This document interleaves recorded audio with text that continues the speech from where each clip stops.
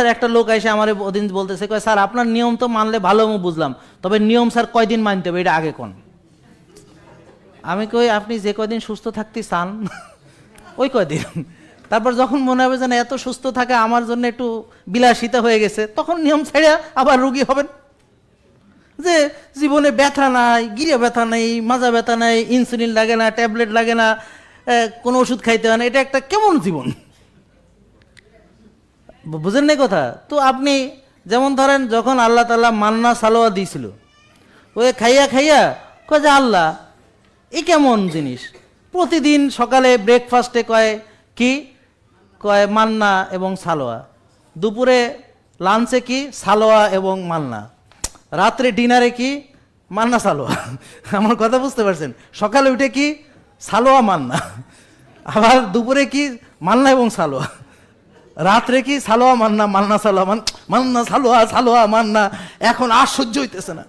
তো এবার মুসা আলাইহিস সালামরা যে ওর কম কয় কি ইয়া করো আল্লাহর কাছে একটু দাও, ওরা একটা শার্ট দিছে যে বলো যে রসুন পেঁয়াজ, বুঝছেন, একটা গ্রোসারি শার্ট মুসা আলাইহিস সালামের হাতে ধরায় দিছে, কয় যে ইয়া করো তুমি দোয়া করো আল্লাহর কাছে যে আল্লাহ যেন আমাকে এগুলো দেয়।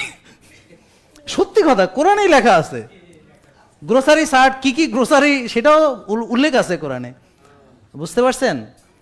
তো মানে পরে আল্লাহ উত্তর কি দিছেন কন্ত কে জানে?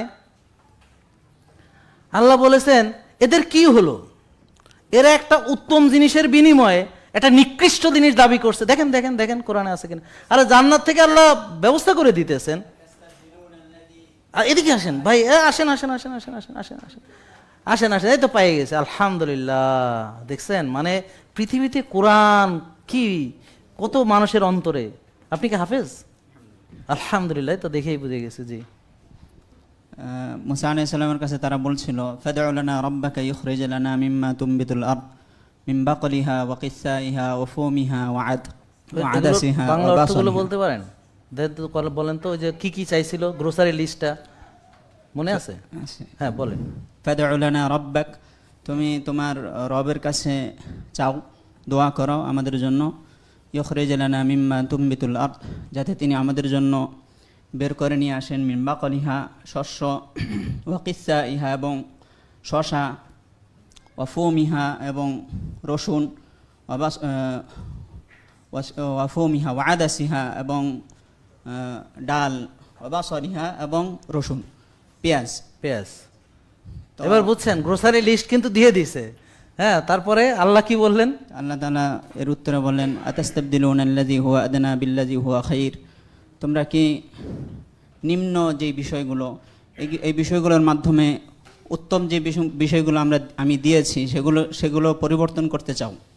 একদম এক্স্যাক্টলি তাই। তাহলে যে তোমরা আল্লাহ যারা তোমাকে যে উৎকৃষ্ট জিনিস দিয়েছে তার বিনিময়ে তোমরা একটা নিকৃষ্ট জিনিস দাবি করতেছো, ঠিক কিনা?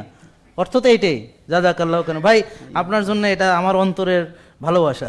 জোরে আমরা ওনার জন্য একটা আলহামদুলিল্লাহ। যাক, থ্যাংক ইউ। হ্যাঁ, আল্লাহ আপনাকে আরো জ্ঞান বাড়িয়ে দিক, কোরআন বোঝার, কোরআন ধারণ করার। আমি অবাক হয়ে যাই, পৃথিবীর কত মানুষের অন্তরে কোরআন। আমরা তো আসলে ইংরেজি শিক্ষিত হয়েছি। যাক, এটাও আর একটা সেবা, হয়তো দ্বার খুলেছে, হয়তো আল্লাহ তাআলা আমাকে এই লাইনে দিয়েছেন যেন অনেক হয়তো মানুষের রোগ মুক্তি ঘটতে পারে। আর তাছাড়া আমি ইসলাম এবং বিজ্ঞানের দুটো একটা সমন্বয় ঘটানোর চেষ্টা করি। আমার বক্তব্যে বিজ্ঞানের পাশাপাশি আমি ইসলামের, কোরআনের, হাদিসের যতটুকু আমার ক্ষুদ্র জ্ঞানে ধরে, তো এই করতে যাওয়ার ভুলও হয়ে যায়। এই জন্য আলেম সমাজ আবার আমাকে ধরিয়েও দেন। তো এটা তো আমাকে তারা ভালোবাসেন বলেই ধরান। হ্যাঁ, প্রতিটা মুমিন মানুষ সে আপন ভাই তার ভুলটা ধরিয়ে দিবে, আমরাও ভুলটা স্বীকার করে তাদের কাছে, আল্লাহর কাছে ক্ষমা চেয়ে নিব। এটা হচ্ছে যে সৌন্দর্য, ইসলামের সৌন্দর্য।